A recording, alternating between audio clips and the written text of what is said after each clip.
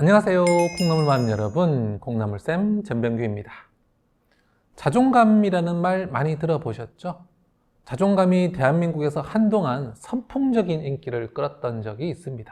방송에서 유튜브에서 자존감에 대한 이야기 많이 해왔고요. 서점에도 자존감에 대한 책이 굉장히 많이 나왔습니다. 김미경 작가도 엄마의 자존감 공부 이런 책 냈었고요. 특히 자존감 열풍에 크게 기한 책이 있는데요. 바로 자존감 수업입니다. 이 책은 2016년에 나와서요. 지금 횟수로 8년째인데 아직도 베스트셀러에 올라 있습니다.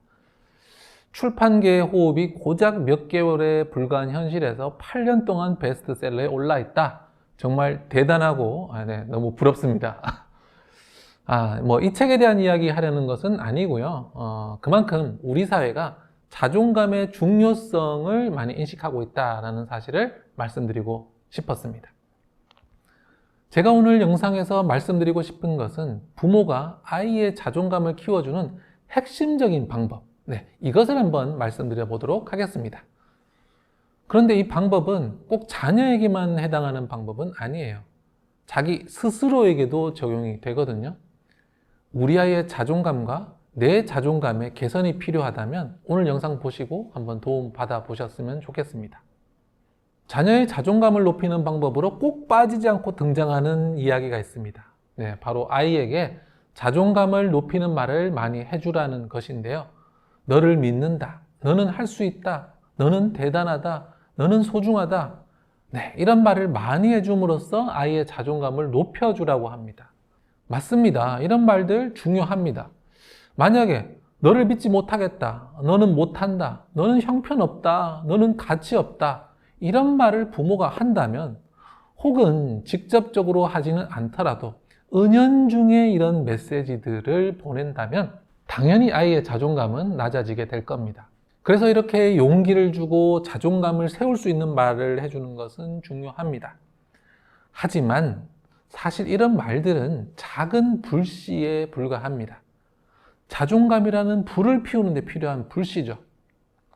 불을 피우기 위해서 불씨는 반드시 필요해요. 하지만 이것만으로는 부족합니다. 불씨가 있어도 불을 타게 할 땔감이 없으면 불이 금방 꺼져버릴 수밖에 없으니까요. 제대로 불을 붙이려면 불이 옮겨 붙어서 계속해서 탈 수 있는 땔감이 필요합니다. 땔감이 없다면 불씨는 다시 켜고 다시 켜도 금방 다시 꺼져버리겠죠. 절대로 큰 불로 커나갈 수 없겠습니다. 그러니 너는 소중해 라는 말을 아무리 해주어도, 너는 할 수 있어 라는 말을 아무리 들려주어도 아이의 자존감이 나아지지를 않는 겁니다. 그 말을 듣는 순간은 나아지는 것 같지만 금세 원래 상태로 돌아가게 됩니다. 자, 그러면 진짜 자존감을 높이기 위해서는 말과 격려라는 자존감의 불씨와 함께 이 불씨가 타오를 수 있는 땔감이 필요합니다. 그래서 이 불씨와 땔감이 잘 어우러졌을 때만 자존감이 활활 타오르게 되는 거고요. 그렇다면 자존감을 활활 타오르게 만들어줄, 그리고 더 이상 다시 꺼지지 않고 계속해서 탈 수 있게 해주는 자존감의 땔감은 무엇일까요? 그것은 바로 자기 행동에 책임을 지는 경험입니다. 진짜 자존감은 자기 일에 스스로 책임을 질 때 생깁니다. 자신의 말과 행동에 책임을 지지 않는 사람은요, 절대로 자존감을 가질 수 없습니다. 자존감이란 자기 존재를 인정하는 동시에 자기 자신을 남의 손에 맡기지 않고 스스로 책임지겠다는 마음가짐입니다. 자기 스스로 자신을 책임지지 않으면 자기 존재의 가치를 스스로 인정하기가 어렵습니다.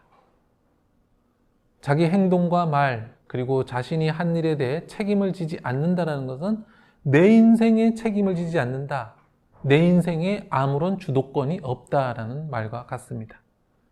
책임을 지지 않으면 좋을 것 같죠. 하지만 책임을 지지 않는다는 것은 다른 말로 아무런 권한도 없고 스스로 결정할 수 있는 것이 없다라는 뜻이기도 합니다. 사람들은 책임 없는 쾌락을 꿈꾸지만 책임 없는 쾌락은 없습니다. 많이 먹으면 살이 찌고요. 많이 사면 통장이 비고요. 많이 자면 무력해지고요. 많이 놀면 어리석어집니다. 책임 없는 권한도, 책임 없는 자유도 없습니다. 신용카드처럼 책임을 뒤로 밀어둘 수는 있지만 아예 없애버릴 수는 없습니다. 모든 자유와 권한은 반드시 책임과 함께 옵니다. 마치 동전의 양면처럼요. 그래서 스스로 하고 책임지는 경험을 하지 않는 아이의 자존감은 낮을 수밖에 없습니다. 스스로 하고 책임을 지지 않는다는 것은 부모님에게 의존한다는 것이고, 이 말은 곧 자신의 존재가 부모의 손에 달려 있다. 부모의 의지에 따라서 나의 존재와 상태가 좌지우지 변할 수 있다는 뜻이기 때문입니다. 어떤 일이건 작은 일에서부터 자기 스스로 하고 자기 스스로 책임지는 경험을 했을 때 아이들은 자기 손으로 자신의 처우를 결정하고요. 자신의 상황을 바꿀 수 있음을 알게 됩니다. 이때 자기가 자기 자신의 주인이 되었음을 느낄 수 있고요. 이를 통해서 자기 존재의 가치를 인정하고 자기 운명의 키를 쥐고 있는 자기 자신을 사랑하게 되는 겁니다. 죄송한 말씀이지만 한국의 부모님은, 정확히 말씀드리자면 한국 부모님이 자녀를 대하는 방식은 자존감을 세워주지 못합니다. 오히려 자존감을 갉아먹는 경우가 많습니다. 왜냐하면 과도하게 친절하고 대신해 줍니다. 아이가 하려는 것에 너무 많은 부분을 부모가 대신합니다. 시행착오, 실패 이런 것들을 잘 인정하지를 않아요. 완벽해야 된다라고 생각해서 아이가 하는 대부분의 일을 못마땅해 합니다. 또한 너무 다른 사람들의 시선을 많이 의식합니다. 아이가 스스로 하도록 내버려 두면 사람들이 나를 좀 무정한 엄마, 좀 관심 없는 아빠라고 비난할까봐 두려워합니다. 그래서 친절한 엄마, 아빠의 과면을 쓰고 코스프레를 하면서 아이가 성장할 기회를 빼앗아 가버리는 거죠. 저는 이런 상황이 요즘 우리나라에 유달리 진상이 많은 이유 중 하나라고 생각합니다. 완벽을 꿈꾸며 많은 것을 대신해주는 대한민국 부모, 그리고 책임을 지지 않고 성장해서 스스로에 대한 확신과 자존감이 낮은 어른들, 낮은 자존감으로 피해의식 속에 빠져서 과도하게 반응하는 행동, 이런 것들이 모두 대한민국의 진상을 만들어내는 원인은 아닐까 생각해 봅니다.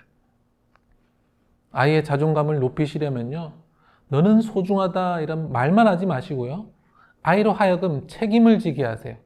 믿고 맡기십시오. 단기적인 결과에 연연하지 마세요.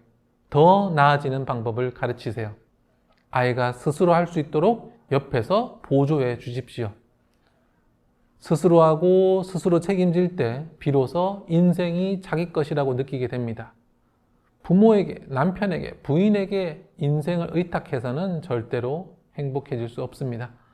나 스스로 내 인생을 책임질 때, 내 인생의 항해를 책임지는 그 키를 잡은 조타수가 될 때 진정한 자존감을 가질 수 있습니다. 내 인생을 남이 아닌 내가 결정하고 조종하고 책임진다라는 감각을 느낄 때 우리는 비로소 타인의 시선에서 자유로워지고요, 비로소 진짜 자존감을 가질 수 있게 됩니다. 책임지지 않은 상태에서 말로 쌓은 자존감은요, 해변의 모래사장에 손으로 쓴 그런 글씨와 같습니다. 아무리 열심히 쓰고 깊이 새긴 것 같아도 파도가 밀려들면 지워져 버리는 거죠. 이제는 진짜 자존감을 키울 시간입니다. 우리 아이도, 여러분도요. 감사합니다. 콩나물쌤이었습니다.